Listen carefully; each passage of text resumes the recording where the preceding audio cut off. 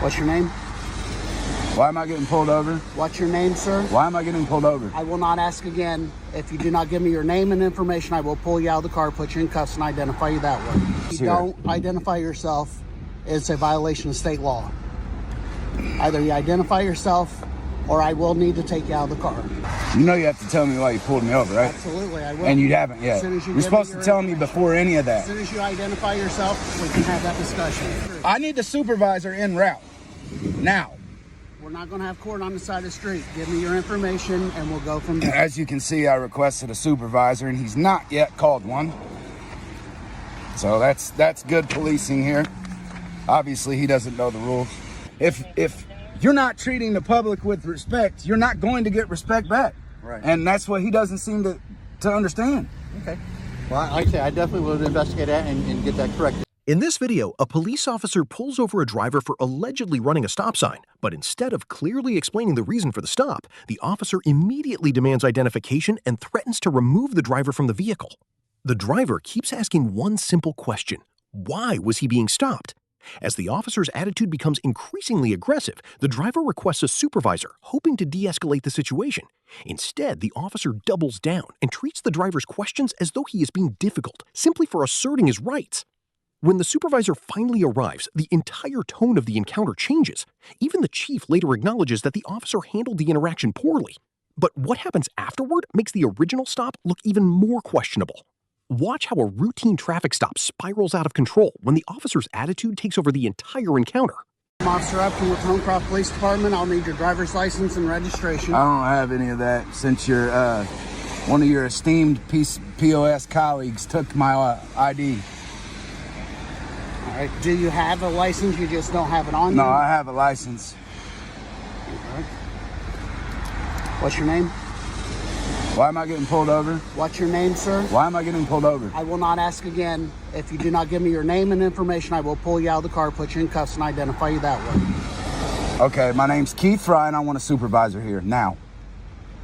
How do you spell your last name? F-R-Y, Fry. I want a supervisor here now. Date of birth? I'll answer questions when a supervisor is here. If you don't identify yourself, it's a violation of state law. Either you identify yourself, or I will need to take you out of the car. My name is Keith Fry. I want a supervisor here now. You don't have registration, nothing for your vehicle either? Yeah, I do. I'll need it as well.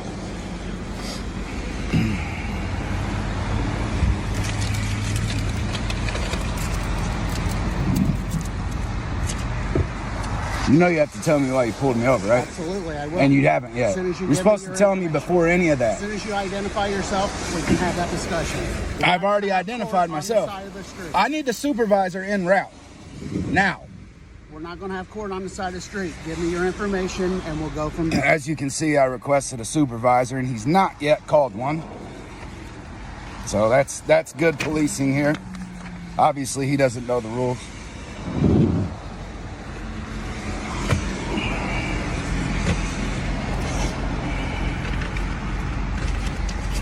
That's a receipt for your registration. No, this is the receipt for the registration of who I got the car from.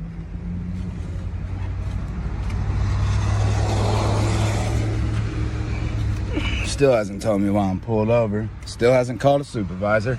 You're in a lot of trouble, bub. That's it right there. No, that's hers too. I'll throw mine away and keep hers? All right, so the reason you're being stopped is you did not come to a complete stop at Orinoco and Banta. You blew that stop sign. I'll be right back. How you doing? Chief Leonard. Chief Leonard. Yes, sir. This guy back here, I don't know, he's got a hard-on for action or something. All I asked him was, why am I getting pulled over, which you're supposed to tell me. And then I said I want a supervisor, and he carried on threatening to yank me out of the car for no reason without calling you here. I wanted you here before he did anything else. Because as soon as he said that, it's like, I mean, you're so bored sitting in their school parking lot that now you got somebody pulled over, you want to just yank him out of the car because you're bored or what? Okay. It's uncalled for. It's ridiculous. Okay. I mean, if I did something, Yes, sir. and you pulled me over for it, what did I do? Right. You're supposed to tell me. Okay. Not just, I don't know, man. It's outrageous. Okay. Did you identify yourself and everything before? Yeah. Beforehand? Yeah. I told him who I was. I told him my date of birth. There's nothing else. I already had my ID taken by the police 3, 4, 5 weeks ago. Oh, okay. And so I don't have my ID. Yes, sir. But I asked for you, and he acted like it was a big deal. Okay. I mean, I apologize that you experienced that, it ain't your fault. and I will definitely look into that. I mean, he says that I personally believe he seen a wrecked car and decided he was going to pull it over, because I definitely stopped at the stop sign. But I'm not going to argue that with him.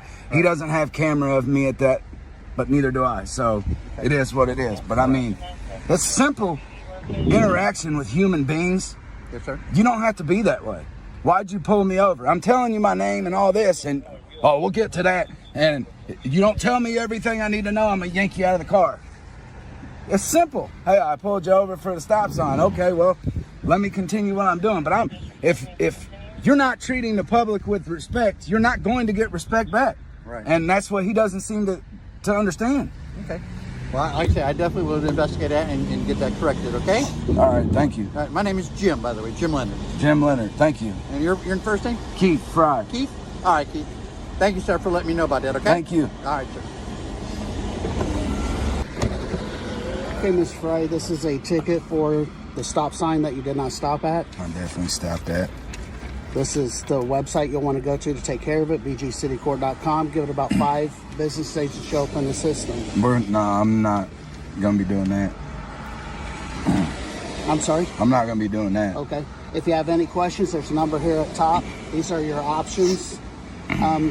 All that being said, you do have constitutional right to see the judge. I'd be more than happy to meet That's you there and discuss definitely it. what we're doing. I'm cutting you a break on the seatbelt. You need to have your seatbelt on, so if you can put that on for me. Also, you need to have your driver's license on you at all times that you're driving. So you're catching a break on those 2 things. So you're only getting the stop sign ticket today. It is also an ordinance violation versus the state ticket. Do you have any questions for me? I don't know what you mean by that, but It's all explained here. All right. You have 60 days to take care of that. denial and request for trial. The officer spent more time threatening and escalating the situation than actually explaining the reason for the stop. The entire interaction changed the moment a supervisor arrived. Even the chief acknowledged that the officer had handled the situation poorly and apologized directly to the driver. The man never became aggressive. He identified himself, remained focused on getting answers, and simply wanted basic respect during the encounter. But the officer quickly turned a routine traffic stop into what appeared to be a power struggle. Instead of maintaining professionalism and clearly communicating the reason for the stop, the officer allowed the situation to escalate unnecessarily. In the end, the supervisor's response and the chief's apology made it clear that the encounter could have been handled very differently from the beginning.